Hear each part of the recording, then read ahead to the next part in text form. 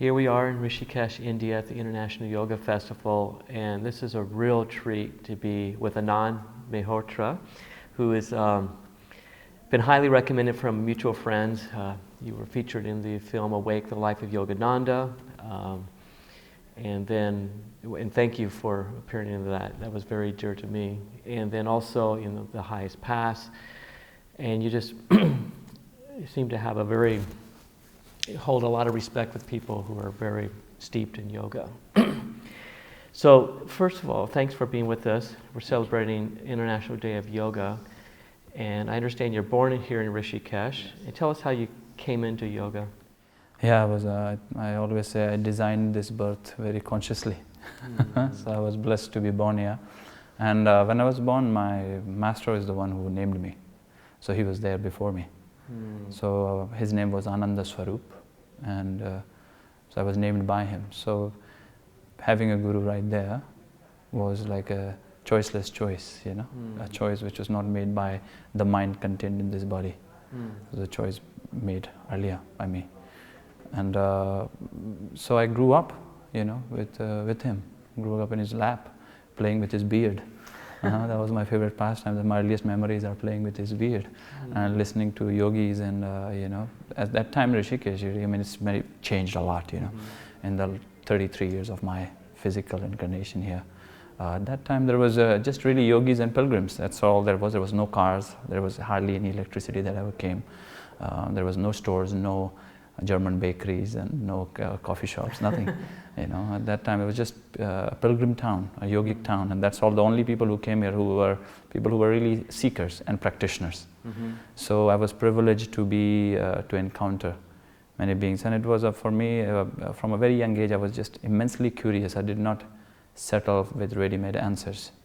So and I was blessed to have a master who did not impose any ideologies on me. He just inspired me to really discover through my own inquiry. And when you really discover through yourself, that realization stays with you. That doesn't get shaken up because it's not learned by the mind. You see, so for me, that's how it was. I didn't call it yoga, it was just life. So I didn't really come to yoga, I was just living.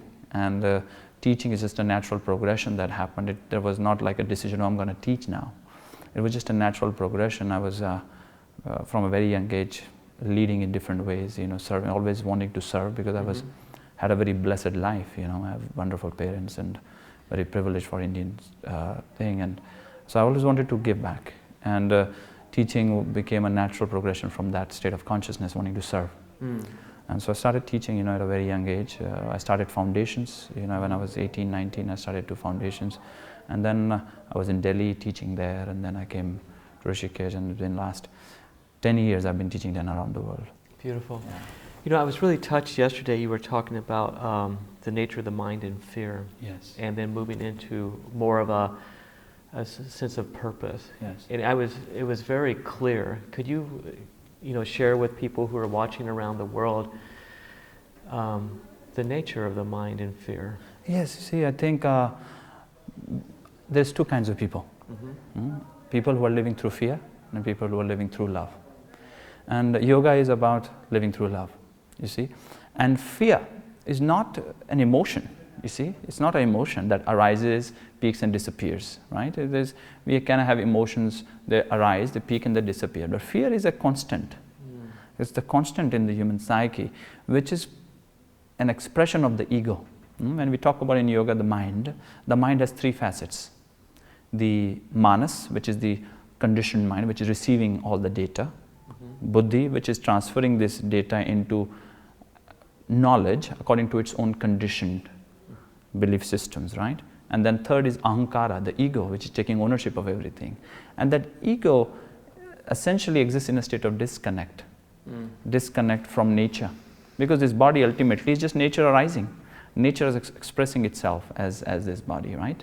And within this as this timeless being who is the self, we are ultimately God expressing, living herself, himself in time. But mysteriously, when there is this movement in time of the timeless, there is a scarring. And that scarring, there is a projection of the ego. And that ego's essential nature is fear. It's just fearful. because it is disconnected. So it's constantly looking to control, and the mind is its greatest tool then, to control, manipulate every moment, come up with cunning ideologies, belief systems to protect its limited worldview. See, so if we are really interested in fearlessness or love, on really living, we have to really talk about transcendence of this split, not overcoming fear, because overcoming fear just becomes, adrenaline thing, another strategy. Right. Because we have to talk about who are we. We have to discover the truth of who we are. When we begin to discover this natural self, there is a natural, spontaneous dropping away of fear, spontaneous, and there is love. You see, and sometimes fear will arise, but the knowledge, this true knowledge of love, will be beneath it. So that clarity is there, that we can look through fear, and the fear can be moving. We are no more driven by it. We are no more moved by fear anymore. It arises, it peaks, it's there, it's not there. It's no more the guiding principle. Okay. Talking about the mind, the ego wanting to control, and then that state of fear that's there because there's that sense of separation. And it seems like this is where we get into the ancient gift of yoga. Yes. In terms of this union of being able to feel the union with self, the larger self, in union with the larger. So expand a little bit about them, because sometimes I think there's a trick that some of the swamis have. Would ask me a question about non-duality. It's like, I'm going to ask a question about non-duality from my mind. So we can't really think ourselves into this space. So tell us a little bit about how you work with yoga to help people to start to experience and let this fall away. You see, when we are talking about the self, the supreme self, which is the timeless. So this body, the mind-body apparatus, is existing in time, but ultimately the self is belonging to eternity. Now the practice of yoga is threefold. The state of yoga, the practice of yoga, and the experience of yoga. All three together. They're not separate from each other. Sometimes we are thinking that the practice of yoga is separate from the state of yoga. So we are practicing to get to a state. Now that's the mind. The mind works like that. It does something to get somewhere. Linear, right? Always ambition. So it can have spiritual ambition. I'm going to do this so I can become that. So it's always there, but there is just a mental projection, because you can never get there, can you? You can always only get here. The moment you get there, here you are, and there it is. So it can be a trap. So it's very important that when we are entering into this domain of yoga, that we really explore that we are not bound still by the linear tendencies of the mind. So the state of yoga, in the biggest scripture of yoga, Krishna says to Arjuna, be yoga. Establish yourself in yoga. Arjuna says, how? Krishna says, no how. Be yoga. You are that now. Have that courage in you to really explore, because that how is the ego. Is the ego. Unworthiness is there. Oh no, I can't be that now. I can't be that now. See?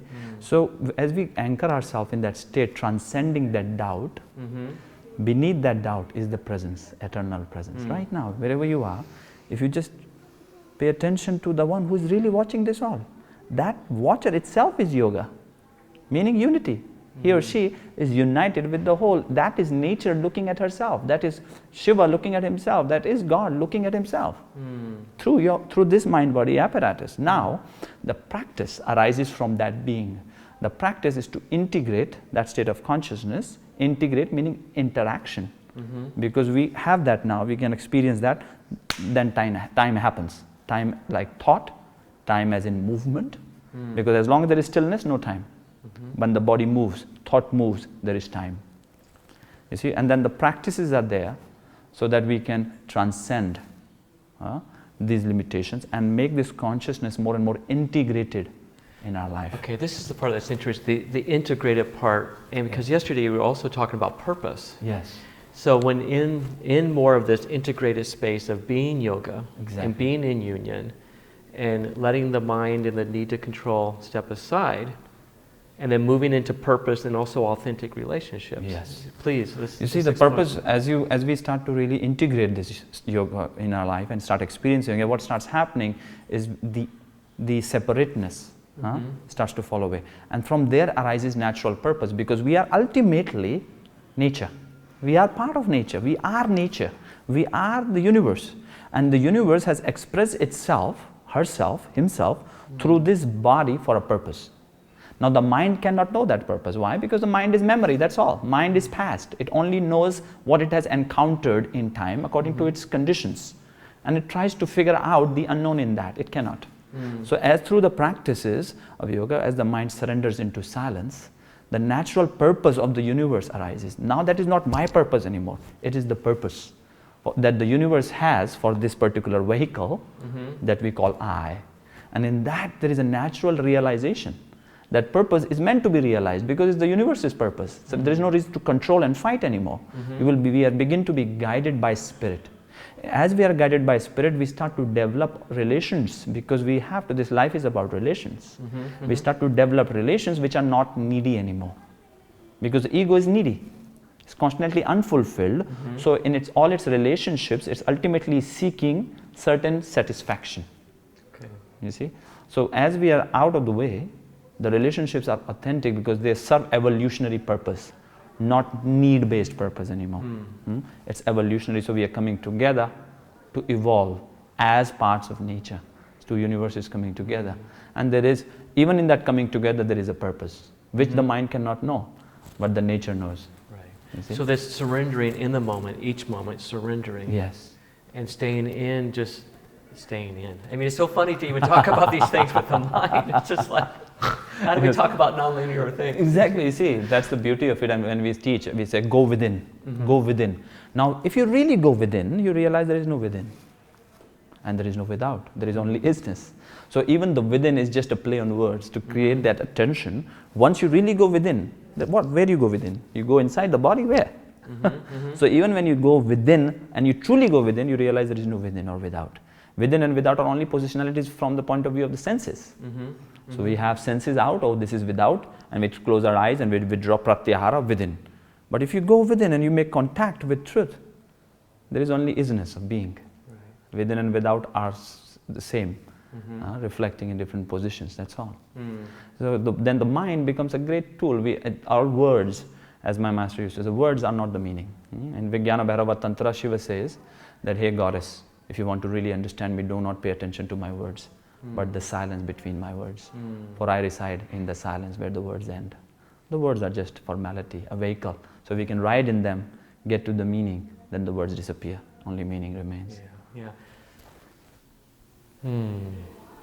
Deeply moved. Deeply moved. I'm just thinking about people who are listening and who may not have had a felt sense yet, experience of the state of being. And so what can you offer, any insights to people who are maybe just beginning with yoga? Or you see, I always say, sometimes people say, you've been in yoga for so long, I'm just beginning in yoga. And I always say, you are never beginning in yoga. We have all been yogis forever. What is beginning in yoga is just this personality is beginning in yoga now. But you're not the personality. You are united. That's who you are. So you're no beginner. Nobody is a beginner or advanced here. If we come to the truth, we are that. That's where the greatest teaching of yoga is, that you are that. It is not telling you, yoga is not about becoming. Yoga is about realizing. That's why we call Master Paramahansa Yogananda, the great master, called his organization Self-Realization Fellowship, not self-becoming. See? So self-realization, what you are realizing, that is already here. So it doesn't matter where you are, if you can stand on your head or not, if you can balance your foot on your body weight on one leg or not. You have that which is eternal. You see, and the mind comes in the way. So in this very moment, are you willing to accept that which you're seeking forever? That is the key. See, and then the practice of yoga will come meet you exactly where you are at on the physical realm, and it will take you. It will meet you exactly where you are at, and it will take you where you have been already forever. You see, because we are always in that space. And then the relative self, what we call the relative self, has certain evolutionary stages. And that's the beauty of yoga. It can meet us wherever we are. But we have to accept the timeless as well right now, not wait to get there, because that's the mind. We see, oh, I'm not good enough, I'm just a beginner. These are all identities. I'm just a beginner, oh, I'm so advanced. These are all ego identities. In true yoga, there is no advanced, no beginner. There is only yoga. How can you be, oh, I'm more united, I'm less united? If you're united, if you're embraced, you're embraced. Is it not? If you are in God, you can, oh, I'm more in God, you are less in God. What this means? These are only ego identities. Beautiful. So wherever we are, that's my invitation, that's the invitation of yoga, is to realize that drop this is the egos and self-hatred, no? This issues with self-worth. This is one of the ego's trap. I'm not worthy. Oh no, it can't be me. Only Buddha. I'm not Buddha. So that's why we have created cultures where we create a myth of the enlightened one are mythical figures. They can't be just walking around. They can't be just having coffee and having an intimate conversation, because if you're enlightened, you have to be otherworldly. But we are living in a time where enlightenment has to be expressed and experienced in every breath, here and now, by people like you and me, not who have to be flying. You might be flying too and walking on water, those are side effects.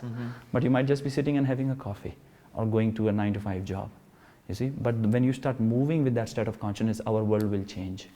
And that's what we're ready for. Say more about this, because I moved, Yogananda came to the United States in 1920 because that was the time that the West would have a language to understand, quantum physics. And then, showing in the film Awake, the dropping of the atomic bomb. Yes. The need for the teachings are more imperative than ever. Say more about this, about, the timing right now and the necessity for humanity. Yes, see, we have come to what we call, Sri Yukteswar, master of Yogananda, talked about we are in Dwapara Yoga. Dwapara Yoga, the age of information, which is the age of Mercury, where everything is quickened. And this starts happening around middle of 1800s. We start entering into this age which is quickening. And everything, and as we have gotten into this new millennium, everything has become quicker and quicker and quicker. The information is getting quicker. So it's imperative, it's a very urgent need that we really wake up now and not wait, because everything is getting quicker. And we are designing very strongly our own destruction. We are designing collectively our own destruction using this new information which is exploding in consciousness right now. So this is one of the greatest threats to our times right now, is we have an information which is of a higher yuga, but a human consciousness which is still of a lower yuga. So it's a very high information in a lower mind. Right. And that's, we are designing our own destruction. So yoga, we have to wake up. And this is our debt we owe, you see, to our generations in the future, past and present. So the greatest gift any of us can do to the world of this time is to really wake up to who we are. Absolutely. And then to express from that place. From that place, you see, because otherwise, there is this good meaning people do many bad things. Right. So we go into, I'm going to save Africa, and we go into the raids and the Christian missionaries and so on and so forth. But we are going from our conditioned point of view. What I think, so what we end up doing is project our own ideas on other people. Right. And this is Michael Singer's work. His writing of the Surrender Experiment is one I'm really moved by, because he goes from being a yogi in the woods just wanting to meditate, and he follows life, and he becomes a CEO of WebMD. And so this is where I think it's really interesting, this thing about, I think the world should be like this. Exactly. Because we cannot, from our mind, really imagine what a world would be like. Exactly. The mind is only in the past. It can only figure out what is in the past and try to mumble something and project it in the future. Yes. But it cannot really experience what is. So we can't imagine what a world would be like if we wake up and surrender to purpose. The spirit. And this is something I think is really important, something that's been really, I've had so many people say, isn't it selfish just to meditate? Why don't you get up there and do something in the world? You see, that is a misunderstanding. Yes. This is misunderstanding. When you're really meditating and you start, a natural desire arises. That desire is the desire of nature. There is a natural desire will arise which will be in tune with the purpose that nature has for you, for me. There is a natural desire will arise. Like for the gentleman you talked about, the surrender experiment, there was a natural desire life had for him, and he played that role. There was a natural desire which arose in Paramahansa Yogananda. His life was very comfortable in India. His natural desire arose, Divine Mother whispered. For him it was Divine Mother. That's how nature whispered to him. For yogis it's Divine Mother. Divine Mother whispered to him to go to America. He didn't know what he will do, how he will do it, why to even go and drop all of this, everything he has built and worked so hard to go to America, because the nature whispered, and there were challenges he had to face. But here there is an Indian man, round Indian man who had never traveled, and he gets on a ship and goes to America and creates a revolution, you see. So because nature, that's the divine will. So as we get into meditation, there is a natural desire will arise, and that desire will be nature's desire, because nature wants evolution. That's part of nature's design. Evolution is nature's design. What we are seeing, this technology, ultimately is nature's design. We cannot create anything devoid, separate from nature. So it's all expressions of nature, but we have to correct our intellect. We have to correct our interaction with nature. We have created a disconnect. So we are actually fighting ourselves and designing our own destruction. That's what's happening. You see, so the meditation, spontaneously, people who are truly meditative will take action. You see, and even meditation itself is action. Whether that action is sitting in a cave and meditating, whether that action is being a CEO of a company, whether that action is going and working with the children or working with the animals, then spirit will whisper to each and every one of us. And each and every one of us has a unique purpose. And that purpose is nature's purpose. That's not my purpose, Anand's purpose, because that Anand is an idea. It's a figment of imagination in time. Before he begins, he ends. There's no Anand really. Millions and billions of years, who is Anand? It's just arrogant idea, oh, I am Anand. 70, 80 years, what? It's like that. Is it not? So it's nature. We have to really surrender to that. And as we go deeper into meditation, only then we are able to hear what Divine Mother is speaking. And then we are able to follow. And that there is no doubt. It's very clear. The message is very clear. You see? That the God is not behind the cage, behind the boa, on the pedestal. God is the most intimate thing. That spirit is the most intimate thing. You know, God by any other name, really. It doesn't really matter. God is again a fabricated name, but that's why in Rig Veda it is said, to that which cannot be known, to that which cannot be understood, to that I bow. And that's the first, the oldest Vedic scripture. There is no name. Beautiful. Well, with no name, I have to say, I feel speechless. Thank you. Thank you. Namaste. Namaste. Namaste.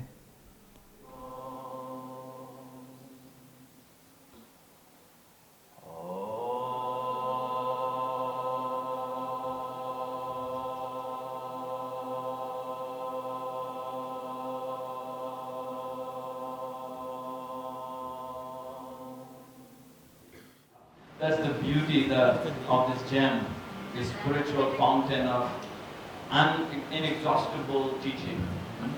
This land of India, which really belongs to the whole of humanity, the spirituality of India, doesn't belong to a particular religion, particular skin color, particular caste. It belongs to the whole of humanity. That's what the Indian spiritual heritage is, really. It is spiritual heritage of each and every one of us.